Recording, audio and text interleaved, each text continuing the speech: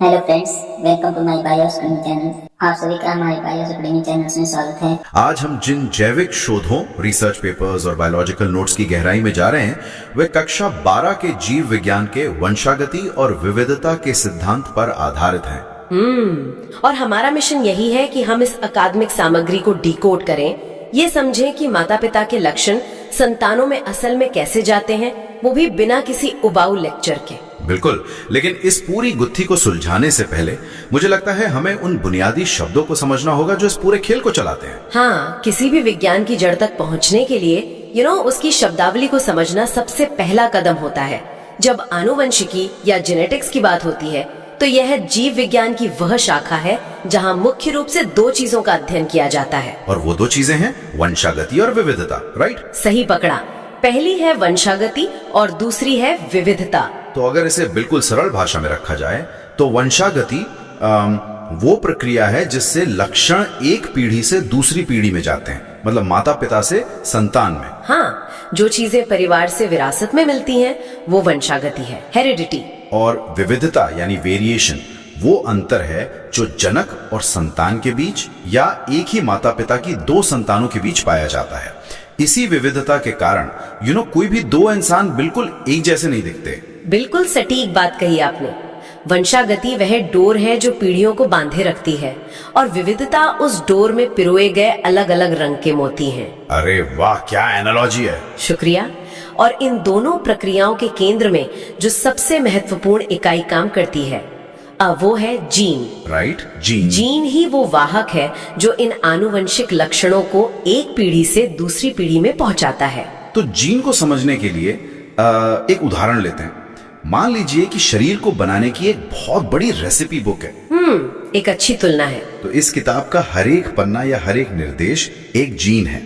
एक निर्देश यह तय करता है कि आंखों का रंग कैसा होगा, तो दूसरा निर्देश ये बताता है कि बालों की बनावट कैसी होगी। और उस रेसिपी बुक में अगर किसी खास निर्देश को थोड़ा सा बदल दिया जाए तो बनने वाली डिश का रूप ही बदल जाता है। अच्छा। हाँ, इसे जीव विज्ञान में एलील या युग्म विकल्पी कहते हैं। मतलब अगर रेसिपी एक ही है, मान लेते हैं केक बनाना, हाँ। लेकिन उसका एक विकल्प वनीला का है, हाँ। और दूसरा चॉकलेट का है। बिल्कुल। तो यानी निर्देश जिसे हम जीन कह रहे हैं, हाँ। वो एक ही है कि आंखों का रंग तय करना है। हाँ। लेकिन उसका एक एलील काली आंखों के लिए है और दूसरा एलील नीली आंखों के लिए है। यही एलील की बिल्कुल सटीक परिभाषा है। एक ही जीन के विभिन्न रूपों को एलील कहते हैं। और इसके साथ ही दो और टेक्निकल शब्द आते हैं, जीनोटाइप और फिनोटाइप। जीनोटाइप और फिनोटाइप ये क्या होते हैं? जीनोटाइप किसी जीव की वो छिपी हुई जीनी संरचना है जो उसके डीएनए के अंदर मौजूद है, जैसे उस रेसिपी बुक में लिखी हुई सटीक सामग्री। जो हमें बाहर से नहीं दिखती। सही कहा। वहीं दूसरी ओर फिनोटाइप वो बाह्य लक्षण है जो बाहर से दिखाई देता है, जैसे कि वो केक बनने के बाद बाहर से कैसा दिख रहा है। इसका मतलब ये हुआ कि किसी व्यक्ति के अंदर नीली आंखों वाला एलील मौजूद हो सकता है जो उसका जीनोटाइप है। हाँ, लेकिन बाहर से उसकी आंखें काली ही दिखाई दे सकती हैं जो उसका फिनोटाइप है। बिल्कुल, आप बिल्कुल सही समझे। और ये सारे जीन शरीर में यूं ही हवा में नहीं तैरते रहते। तो कहाँ रहते हैं ये गुणसूत्रों यानी क्रोमोसोम्स पर मौजूद होते हैं। गुणसूत्र पर जिस विशेष स्थान पर कोई जीन पाया जाता है उसे जीन बिंदु या जीन लोकस कहते हैं। जीन लोकस मतलब उस जीन का एक पक्का एड्रेस पर एक निश्चित स्थान होता है। और ये स्थान इसलिए महत्वपूर्ण है क्योंकि इसी पते की मदद से वैज्ञानिक बाद में आनुवांशिक बीमारियों को ट्रैक कर पाते हैं। अच्छा, तो जीन क्या हैं, अलील क्या हैं और वे कहाँ रहते हैं, ये तो स्पष्ट हो गया। लेकिन आखिर इसका मतलब क्या है? ये लक्षण माता पिता से बच्चों में किस नियम के तहत जाते हैं? मेरा मतलब है ये कोई रैंडम लॉटरी तो नहीं हो सकती? ये बिल्कुल रैंडम नहीं है। इसके बहुत पक्के नियम हैं और इस प्रक्रिया के नियमों को दुनिया के सामने लाने का श्रेय ग्रेगर मेंडल को जाता है। अरे हाँ, मेंडल, वही जिन्होंने मटर के पौधों पर प्रयोग किए थे। बिल्कुल वही। मेंडल ने 19वीं सदी में मटर के पौधों पर सालों तक काम किया और उन नियमों की खोज की जो ये तय करते हैं कि लक्षण कैसे ट्रांसफर होते हैं। तो मेंडल के नियमों में जो सबसे पहला नियम है वो है प्रभाविता का नियम यानी लॉ ऑफ डोमिनेंस। जो नोट्स हमारे पास हैं उसके अनुसार जब अलग अलग लक्षणों वाले जीवों का क्रॉस कराया जाता है तो पहली पीढ़ी में केवल प्रभावी लक्षण ही दिखाई देता है। हाँ, इसे उसी मटर वाले प्रयोग से समझते हैं। मेंडल ने एक लंबे मटर के पौधे और एक बौने मटर के पौधे के बीच क्रॉस कराया। उन्होंने देखा कि पहली पीढ़ी में सारे के सारे पौधे लंबे ही हुए, एक भी बौना पौधा नहीं था। एक भी नहीं। एक भी नहीं। तो जो लक्षण उभर कर सामने आया, यानी लंबापन, उसे मेंडल ने प्रभावी या डोमिनेंट लक्षण कहा, और जो लक्षण छिप गया यानी बौनापन, उसे अप्रभावी या रिसेसिव लक्षण का नाम दिया। एक मिनट रुकिए, यहाँ एक बहुत बड़ा सवाल मेरे दिमाग में आ रहा है। हाँ, पूछिए। अगर पहली पीढ़ी में हमेशा प्रभावी लक्षण ही जीतता है, तो उस अप्रभावी या कमजोर लक्षण का क्या हुआ? क्या वो हमेशा के लिए नष्ट हो गया? मतलब क्या वो बौनेपन का लक्षण उस पौधे के डीएनए से पूरी तरह डिलीट हो गया? यह एक बहुत ही पार्टिक सवाल है, और मजे की बात बताऊं, मेंडल ने भी ठीक यही सोचा था। अच्छा, तो फिर उन्होंने क्या किया? इस सवाल का जवाब खोजने के लिए मेंडल ने अपने दूसरे नियम, पृथक्करण का नियम या लॉ ऑफ सेग्रीगेशन की तरफ कदम बढ़ाया। उन्होंने ये जानने के लिए उन पहली पीढ़ी के लंबे पौधों को आपस में ही क्रॉस कराया। और फिर जब दूसरी पीढ़ी के पौधे बड़े हुए तो क्या हुआ? परिणाम हैरान करने वाले थे।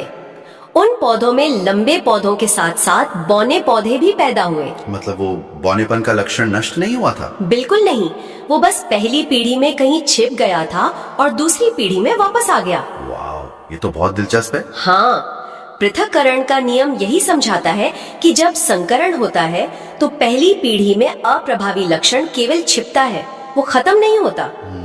तो जब कोशिकाएं बनती हैं अगली पीढ़ी के लिए? हाँ, जब दूसरी पीढ़ी के लिए कोशिकाओं का निर्माण होता है तो प्रभावी और अप्रभावी दोनों लक्षणों के एलील एक दूसरे से अलग हो जाते हैं या पृथक हो जाते हैं।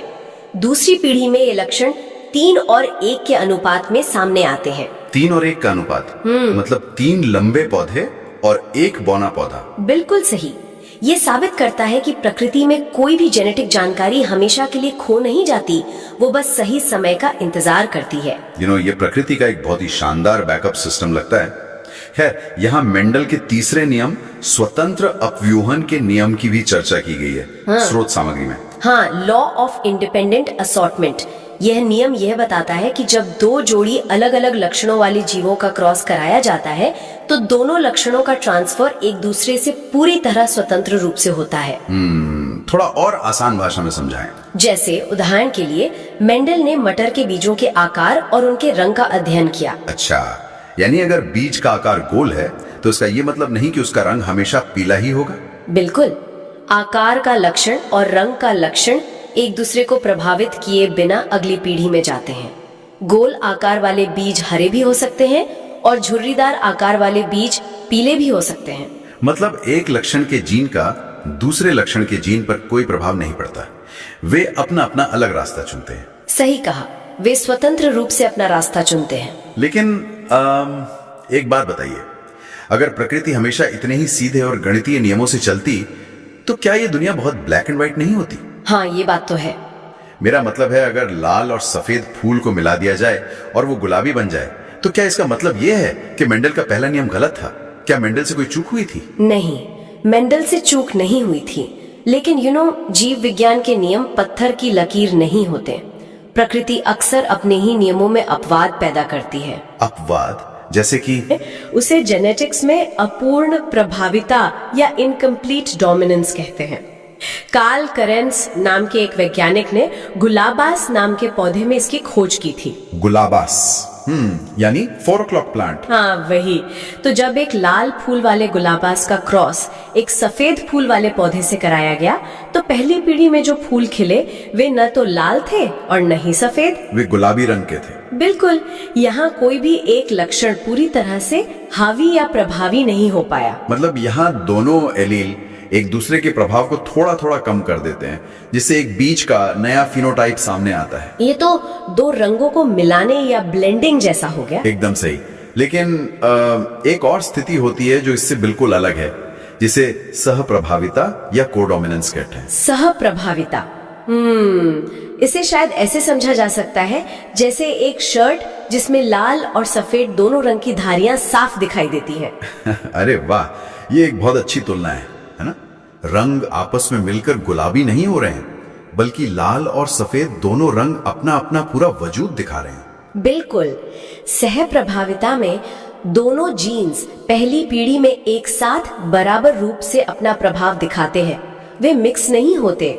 और इसका सबसे बेहतरीन उदाहरण मानव रुधिर वर्ग यानी इंसानी ब्लड ग्रुप्स है। हाँ, ब्लड ग्रुप्स में जहां तक मैंने पढ़ा है, बहुविकल्पता या मल्टीपल एलील्स का सिद्धांत भी लागू होता है। हाँ, क्योंकि आमतौर पर एक लक्षण के लिए 2 एलील होते हैं, लेकिन इंसानी ब्लड ग्रुप को नियंत्रित करने के लिए 3 अलग अलग एलील होते हैं। अच्छा, 3 होते हैं? हाँ, और जब किसी व्यक्ति को अपने माता पिता से A और B दोनों एलील मिलते हैं तो वे एक दूसरे पर हावी होने के बजाय सह प्रभाविता दिखाते हैं। ओह, तो परिणाम ये होता है कि उस इंसान का ब्लड ग्रुप न तो सिर्फ A रहता है और न सिर्फ B, बल्कि वो AB बन जाता है। बिल्कुल, तो यह अपूर्ण प्रभाविता, सह प्रभाविता और बहुविकल्पता जैसे अपवाद ही हैं जो जीव जगत में इतनी विशाल विविधता लेकर आते हैं। बहुत ही कमाल की बात है। लेकिन कहानी में एक बहुत बड़ा मोड़ तब आता है जब हम जीन के स्थान की बात करते हैं। मेंडल को तो ये पता ही नहीं था कि ये जीन शरीर में रहते कहाँ हैं। हाँ, क्योंकि मेंडल के समय में माइक्रोस्कोप्स इतने उन्नत नहीं थे। ये रहस्य तब सुलझा जब वैज्ञानिकों ने कोशिकाओं के अंदर गुणसूत्रों यानी क्रोमोसोम्स की खोज की। सटन और बोवेरी का काम है ना? हाँ, सटन और बोवेरी नाम के वैज्ञानिकों ने वंशागति का क्रोमोसोम सिद्धांत पेश किया। उन्होंने ये समझाया कि मेंडल के जो जीन हैं वो असल में क्रोमोसोम के ऊपर बैठे होते हैं। मतलब कोशिका विभाजन के दौरान जैसे क्रोमोसोम व्यवहार करते हैं, वैसा ही व्यवहार जीन भी करते हैं। सही कहा। और इस सिद्धांत को ठोस रूप से साबित करने का काम थॉमस हंट मॉर्गन ने किया था। उन्होंने अपने प्रयोगों के लिए ड्रोसोफिला यानी फल मक्खी को चुना। फल मक्खी ही क्यों? क्योंकि वे प्रयोगशाला में बहुत आसानी से पाली जा सकती हैं। उनका जीवन चक्र केवल 2 हफ्ते का होता है। अच्छा, जिससे कई पीढ़ियों का अध्ययन बहुत कम समय में किया जा सकता है। बिल्कुल, और सबसे बड़ी बात, उनमें केवल 4 जोड़ी क्रोमोसोम होते हैं जिन्हें माइक्रोस्कोप से आसानी से देखा जा सकता है। और इसी शोध के दौरान, अगर मैं सही हूँ, तो लिंग निर्धारण की क्रियाविधि को भी गहराई से समझा गया। हाँ, सेक्स डिटर्मिनेशन, कि कैसे इंसान, पक्षी या कीटों में ये तय होता है कि संतान नर होगी या मादा। और इंसानों के मामले में ये X और Y क्रोमोसोम द्वारा तय होता है, राइट? हाँ, महिलाओं में 2 X क्रोमोसोम होते हैं, जबकि पुरुषों में एक X और एक Y क्रोमोसोम होता है। तो जब पिता से Y क्रोमोसोम संतान में जाता है तो वो संतान नर होती है, और जब X क्रोमोसोम जाता है तो संतान मादा होती है। मॉर्गन ने अपने इन्हीं प्रयोगों के दौरान सहलग्नता या लिंकेज की भी खोज की थी। हाँ, लिंकेज बहुत ही दिलचस्प कॉन्सेप्ट है। तो एक बस है और जीन उसमें बैठे यात्री हैं। तो सहलग्नता का मतलब है कि कुछ यात्री बस में एक साथ सफर करने की जिद करते हैं। हाँ, इस तुलना को थोड़ा और सटीक बनाते हैं। जो यात्री बस में बिल्कुल आसपास की सीटों पर बैठे हैं, उनके एक साथ बस से उतरने यानी अगली पीढ़ी में एक साथ जाने की संभावना बहुत ज्यादा होती है। इसे मजबूत सहलग्नता कहते हैं। हाँ। लेकिन जो यात्री बस के 2 अलग अलग कोनों में बैठे हैं, उनके अलग होने की संभावना ज्यादा होती है। क्रोमोसोम पर जीन के बीच की भौतिक दूरी ही ये तय करती है कि वे एक साथ वंशागत होंगे या नहीं। लेकिन ये आनुवंशिक सफर हमेशा इतना सुरक्षित नहीं होता। मेरा मतलब है, अगर डीएनए के इस जैविक कोड में कोई गड़बड़ी आ जाए। हाँ, वो तो हो सकता है। जैसे अगर हम अपनी रेसिपी बुक वाली एनालॉजी पे वापस जाएं, अगर छपाई में कोई स्पेलिंग गलत हो जाए या कोई पन्ना ही फट जाए तो क्या होगा? जब डीएनए के कोड में ऐसी कोई गलती होती है तो उसे विज्ञान की भाषा में उत्परिवर्तन या म्यूटेशन कहते हैं। म्यूटेशन? ये तो कई फिल्मों में भी दिखाते हैं। हाँ, लेकिन असल जिंदगी में ये सुपर पावर नहीं देता। ये मुख्य रूप से 2 तरह का होता है। पहला है गुणसूत्रीय उत्परिवर्तन, जहाँ पूरे के पूरे क्रोमोसोम की संरचना ही बदल जाती है या उनका कोई हिस्सा टूटकर अलग हो जाता है। और दूसरा प्रकार है जीन उत्परिवर्तन, है ना? हाँ, जीन उत्परिवर्तन में डीएनए या आरएनए की रासायनिक संरचना के स्तर पर बदलाव आ जाता है। ये उसी तरह है जैसे रेसिपी बुक के किसी एक शब्द के स्पेलिंग गलत हो जाए।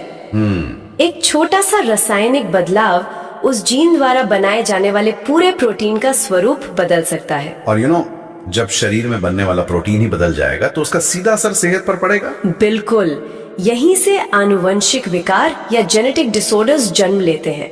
स्रोत सामग्री में इन विकारों को मुख्य रूप से 2 श्रेणियों में बांटा गया है, मेंडेलियन विकार और क्रोमोसोमीय विकार। मेंडेलीय विकार वो होते हैं जो किसी एक सिंगल जीन में उत्परिवर्तन की वजह से पैदा होते हैं, राइट? हाँ, ये विकार उसी तरह एक पीढ़ी से दूसरी पीढ़ी में जाते हैं जैसे मेंडल के मटर के पौधों के लक्षण जाते थे। और क्रोमोसोमीय विकार वो तब होते हैं जब गुणसूत्रों की संख्या या उनकी बनावट में कोई बड़ी गड़बड़ी आ जाए। अगर मेंडेलीय विकारों की थोड़ी और गहराई में जाएं, तो नोट्स में दात्र कोशिका अरक्तता यानी सिकल सेल एनीमिया का जिक्र आता है। ये बीमारी शरीर के अंदर काम कैसे करती है? सिकल सेल एनीमिया इसका एक बहुत सटीक उदाहरण है कि कैसे जीन में एक छोटी सी रासायनिक गलती शरीर पर भारी पड़ सकती है। अच्छा। हाँ, सामान्य तौर पर हमारी लाल रक्त कोशिकाएं यानी आरबीसी गोल आकार की होती हैं, जो खून की नसों में आसानी से बहती हैं।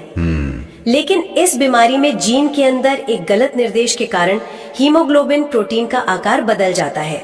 और उस आकार बदलने की वजह से क्या होता है? उस बदलाव के कारण लाल रक्त कोशिकाएं गोल आकार से बदलकर हसिया यानी सिकल के आकार की हो जाती हैं। ओह, वो जो खेती में इस्तेमाल होता है, हसिया। हाँ, बिल्कुल वैसा ही आकार। और ये नुकीली और कड़ी कोशिकाएं नसों में फंसने लगती हैं, बाप रे, जिससे शरीर के अंगों तक पर्याप्त खून और ऑक्सीजन नहीं पहुंच पाता और व्यक्ति को भयंकर दर्द और कमजोरी का सामना करना पड़ता है। ये तो बहुत ही गंभीर स्थिति है। इसके अलावा एक और गंभीर बीमारी है थैलेसीमिया। ये भी रक्त से ही जुड़ी है ना? हाँ, थैलेसीमिया में सिकल सेल की तरह कोशिकाओं का आकार तो नहीं बदलता, लेकिन शरीर में हीमोग्लोबिन की मात्रा बहुत कम हो जाती है। और जब शरीर पर्याप्त हीमोग्लोबिन नहीं बना पाता तो खून में ऑक्सीजन ढोने की क्षमता कम हो जाती है। बिल्कुल, जिससे शरीर गंभीर रूप से दुर्बल हो जाता है। इसके अलावा फिनाइल कीटोन्यूरिया और वर्णांधता यानी कलर ब्लाइंडनेस का भी उल्लेख है। कलर ब्लाइंडनेस, जहां व्यक्ति लाल और हरे रंग में अंतर नहीं कर पाता, राइट? हाँ, वो भी एक आनुवांशिक समस्या है। ये सभी बीमारियां पीढ़ियों के साथ सफर करती हैं और इसी वजह से आधुनिक चिकित्सा में वंशावली विश्लेषण यानी पेडिग्री एनालिसिस का उपयोग किया जाता है। वंशावली विश्लेषण काम कैसे करता है? मतलब क्या ये डॉक्टर द्वारा किसी परिवार का जेनेटिक इतिहास खंगालने की कोई प्रक्रिया है? इसे एक जासूसी प्रक्रिया की तरह समझा जा सकता है। मान लीजिए एक डॉक्टर के पास कोई मरीज एक आनुवांशिक बीमारी लेकर आता है, तो डॉक्टर उस मरीज के माता पिता, दादा दादी और परदादा परदादी तक का मेडिकल इतिहास इकट्ठा करेगा। फिर वह एक फैमिली ट्री बनाएगा। और उस ट्री को देखकर डॉक्टर असल में क्या खोज रहा होता है? डॉक्टर ये देखता है कि वो बीमारी परिवार में किस पैटर्न से आगे बढ़ रही है। क्या वो हर पीढ़ी में दिख रही है या एक पीढ़ी छोड़कर दूसरी पीढ़ी में सामने आ रही है? क्या वो सिर्फ पुरुषों को प्रभावित कर रही है या महिलाओं को भी? अच्छा, और इस पैटर्न को समझकर डॉक्टर ये भविष्यवाणी कर सकते हैं कि आने वाली संतानों में इस बीमारी के होने का कितना खतरा है। वाओ, ये विज्ञान की बहुत बड़ी उपलब्धि है कि आज हम केवल बीमारी के लक्षणों को नहीं देख रहे, बल्कि उसके मूल कारण उस जैविक कोड तक पहुंच गए हैं जहां से वो गड़बड़ी शुरू हुई थी। बिल्कुल। ग्रेगर मेंडल के उस छोटे से बगीचे और साधारण मटर के पौधों से लेकर मानव रक्त विकारों की जेनेटिक कोडिंग को समझने तक का ये सफर वाकई बहुत लंबा और ऐतिहासिक रहा है। निश्चित रूप से मेंडल ने वंशागति के जो बुनियादी नियम खोजे, सटन और बोवेरी ने उसे गुणसूत्रों से जोड़ा, मॉर्गन ने उसे फल मक्खी के जरिए साबित किया। हाँ। और आज वैज्ञानिक डीएनए के रासायनिक बदलावों को पढ़ रहे हैं। ये सब मिलकर साबित करता है कि जीवन एक बेहद जटिल लेकिन खूबसूरत जैविक व्यवस्था है। तो आज की इस चर्चा में हमने वंशागति के बुनियादी नियमों से लेकर प्रकृति द्वारा अपने ही नियम तोड़ने की प्रक्रिया को समझा। हाँ, हमने जीन और क्रोमोसोम के सफर को देखा और ये भी जाना कि जब इस जैविक सफर में कोई म्यूटेशन होता है तो उसका इंसानी जिंदगी पर क्या गंभीर असर पड़ता है। ये ज्ञान केवल अकेडमिक अध्ययन के लिए नहीं है, बल्कि ये हर इंसान को उसके अपने अस्तित्व की गहराई को समझने का एक नजरिया देता है। बिल्कुल सही बात है। ये बताता है कि हम सब अपनी सारी विविधताओं के बावजूद एक ही बुनियादी जैविक कोड से जुड़े हुए हैं। बिल्कुल, लेकिन इस पूरी चर्चा के अंत में मेरे दिमाग में बहुत ही दार्शनिक सवाल खड़ा हो रहा है जिस पर विचार किया जाना चाहिए। वो क्या? आज विज्ञान इतनी तरक्की कर चुका है कि वो हमारे जीन्स और उसमें छुपी बीमारियों या गुणों को बारीकी से पढ़ सकता है। तो अगर भविष्य में ऐसा हो कि हर इंसान को उसके जन्म से पहले ही उसका पूरा जेनेटिक रिपोर्ट कार्ड मिल जाए, तो क्या वो जानकारी इंसानों को सशक्त बनाएगी, या फिर वो इंसान के स्वतंत्र होने के एहसास, उसकी अपनी कहानी खुद लिखने की आजादी को ही खत्म कर देगी? क्या इंसान केवल अपनी जीन्स द्वारा पहले से तय की गई एक कठपुतली बनकर रह जाएगा? बाप रे, ये एक ऐसा सवाल है जो जीव विज्ञान की सीमाओं को पार करके दर्शन और नैतिकता की तरफ जाता है। विज्ञान हमें जानकारी तो दे सकता है, लेकिन उस जानकारी के साथ जीना कैसे है, ये एक बहुत अलग चुनौती है। और ये एक ऐसा विचार है जो यकीनन लंबे समय तक सोचने पर मजबूर करेगा।